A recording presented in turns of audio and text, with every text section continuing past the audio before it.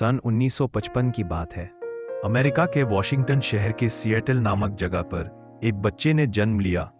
उसका नाम रखा गया विलियम हेनरी गेट्स। आगे चलकर दुनिया उन्हें बिल गेट्स के नाम से पहचानेगी।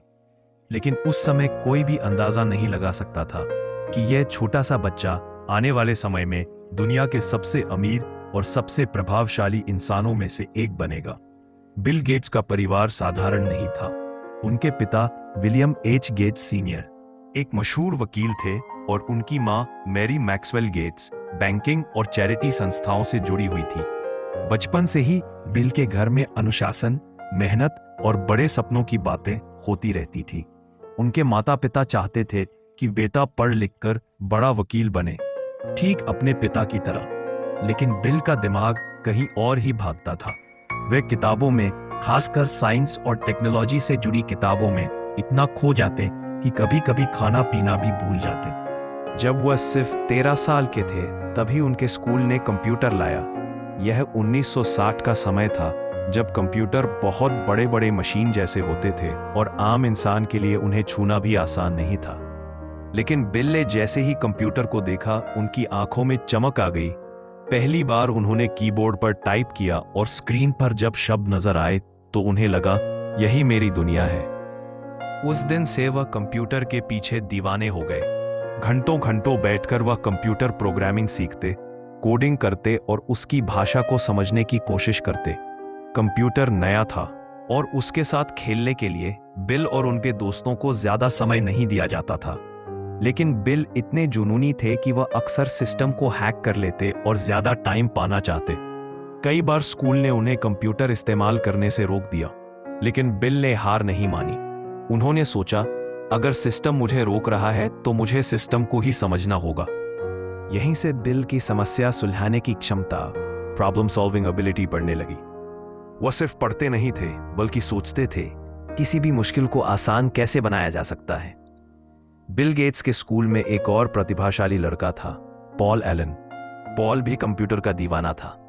दोनों की दोस्ती गहरी हो गई और उन्होंने तय किया कि कुछ नया करेंगे। तब उन्होंने एक छोटा सा बिजनेस शुरू किया, ग्राफ और डेटा। यह प्रोजेक्ट ट्रैफिक डेटा को कंप्यूटर की मदद से प्रोसेस करता था। हालांकि यह बड़ा सफल नहीं हुआ, लेकिन बिल और पॉल के लिए यह एक स्कूल जैसा था।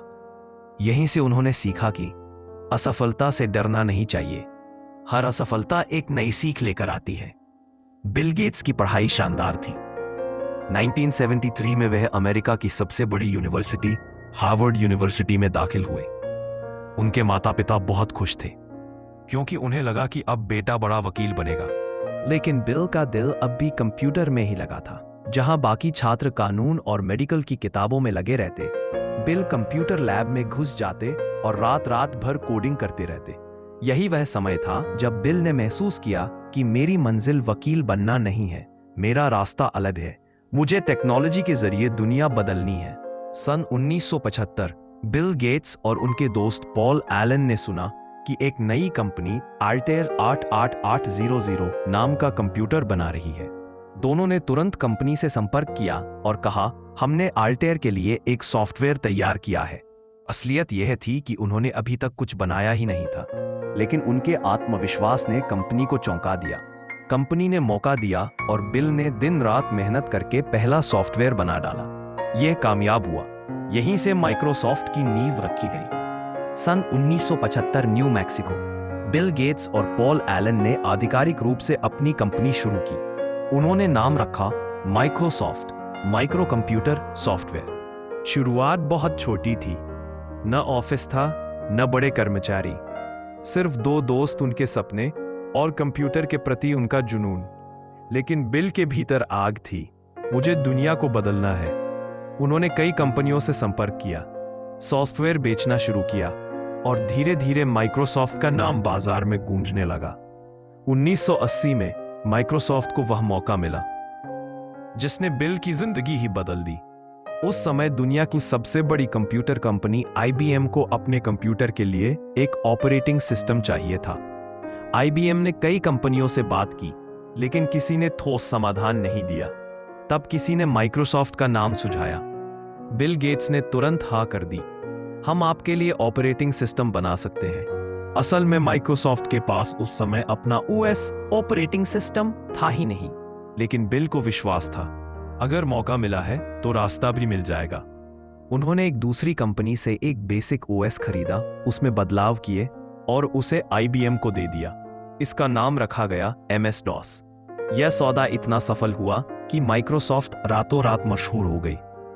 अभी कभी बड़ा काम करने के लिए आपको पहले हाँ बोलनी पड़ती है और बाद में रास्ता निकालना पड़ता है। मौके बार बार नहीं आते, इसलिए जो मिल जाए उसे पकड़ लो। MS DOS सफल हुआ, लेकिन बिल गेट्स सिर्फ यही रुकने वाले नहीं थे। उन्होंने सोचा कंप्यूटर हर घर तक पहुंचना चाहिए और यह तभी होगा जब इसे इस्तेमाल करना आसान हो। 1985 में माइक्रोसॉफ्ट ने लॉन्च किया विंडोज। अब लोग कंप्यूटर पर सिर्फ टेक्स्ट कमांड नहीं बल्कि माउस और आइकॉन के जरिए काम कर सकते थे। यह टेक्नोलॉजी की दुनिया का क्रांतिकारी कदम था। विंडोज इतना लोकप्रिय हुआ कि कुछ ही सालों में माइक्रोसॉफ्ट सॉफ्टवेयर का बादशाह बन गया। बिल गेट्स अपने काम में इतने अनुशासित थे कि लोग उन्हें वर्कहॉलिक कहते थे। वह दिन रात ऑफिस में रहते, सोते भी वहीं थे और कभी-कभी कई दिन तक घर नहीं जाते। उनका मानना था अगर आप कुछ बड़ा बनाना चाहते हैं तो आपको दूसरों से 10 गुना मेहनत करनी होगी। जैसे जैसे माइक्रोसॉफ्ट बड़ी होती गई, वैसे वैसे आलोचना भी बढ़ती गई। कई कंपनियां और सरकारें बिल गेट्स पर आरोप लगाने लगीं कि वह मोनोपोली बना रहे हैं, यानी पूरी मार्केट पर कब्जा करना चाहते हैं। यहां तक कि अमेरिका की अदालत में भी उनके खिलाफ केस हुआ, लेकिन बिल ने हार नहीं मानी। उन्होंने कहा अगर आप सफल हैं तो लोग आपको रोकने की कोशिश करेंगे, लेकिन यही संकेत है कि आप सही रास्ते पर हैं। 1990 के दशक तक माइक्रोसॉफ्ट दुनिया की सबसे बड़ी सॉफ्टवेयर कंपनी बन चुकी थी। बिल गेट्स हर साल अरबों डॉलर कमाने लगे और लगातार कई साल तक दुनिया के सबसे अमीर इंसान बने रहे। लेकिन असली सफलता यह नहीं थी कि वह अमीर बने। असली सफलता यह थी कि उन्होंने कंप्यूटर को लग्जरी से जरूरत बना दिया। आज दुनिया का हर घर, हर ऑफिस, हर इंसान किसी ना किसी रूप में माइक्रोसॉफ्ट का इस्तेमाल करता है।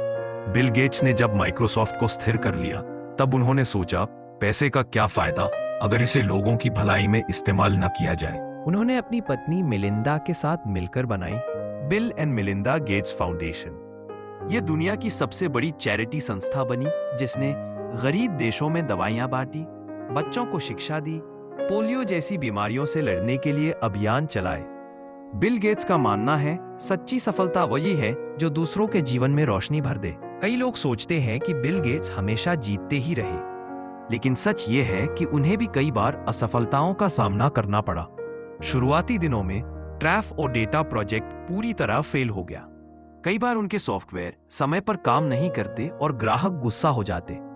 1990 के दशक में अमेरिकी सरकार ने उन पर इतना बड़ा केस कर दिया कि माइक्रोसॉफ्ट लगभग टूटने की कगार पर आ गई। लेकिन बिल ने कभी हार नहीं मानी। वो कहते हैं, success is a lousy teacher, it seduces smart people into thinking they can't lose. यानी सफलता एक खराब शिक्षक है, क्योंकि ये बुद्धिमान लोगों को ये सोचने पर मजबूर कर देती है कि वे हार नहीं सकते। बिल गेट्स की यही सोच उन्हें खास बनाती है। वो हर असफलता को एक सीख मानते थे, न कि अंत। बिल गेट्स की एक सबसे बड़ी ताकत थी पढ़ना। वह बचपन से ही किताबों के दीवाने थे, यहां तक कि बड़े होने के बाद भी वह साल में लगभग 50 किताबें पढ़ते हैं। उनका मानना है नॉलेज हैज नो लिमिट। जो इंसान सीखना बंद कर देता है वह जीना बंद कर देता है। यही वजह है कि उन्होंने कभी खुद को सिर्फ कंप्यूटर तक सीमित नहीं किया। उन्होंने विज्ञान, इतिहास, मनोविज्ञान, समाज, गरीबी, स्वास्थ्य, हर विषय पर पढ़ा और समझा।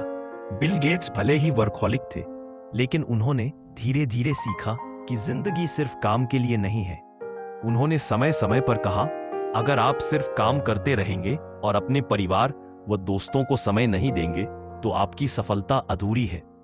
बिल गेट्स की कहानी सिर्फ एक इंसान के अरबपति बनने की कहानी नहीं है। यह उस बच्चे की कहानी है जिसने कंप्यूटर देखकर अपनी आंखों में चमक लाई। यह उस युवक की कहानी है जिसने वकील बनने की राह छोड़कर अपने दिल की सुनी। यह उस सपने की कहानी है जिसने दुनिया को बदल दिया। आज बिल गेट्स सिर्फ एक नाम नहीं बल्कि एक प्रेरणा है। वो हमें सिखाते हैं कि अगर आपके पास जुनून है, सपने हैं और मेहनत करने का साहस है, तो आप भी अपनी जिंदगी का बिल गेट्स बन सकते हो।